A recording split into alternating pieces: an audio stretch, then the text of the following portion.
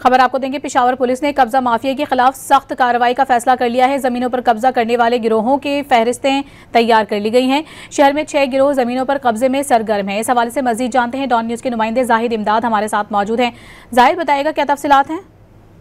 जी बिल्कुल, पेशावर पुलिस ने अब कब्जा का फैसला किया है और इसी हवाले से जो है जो अपने नाजरीन को बताते चलें, पेशावर में कब्जा करने वालों की फहरिस्तें तैयार कर ली गई हैं। इस खबर से मुतालिक आपको बताएं कि 6 गिरोह ज़मीनों पर कब्जे में सरगर्म है। हुक्काम का ये बताना है। जाहिद इमदाद से राबता बहाल हुआ है, उनसे मज़ीद तफसीलात जानेंगे। जाहिद, बताएगा आप।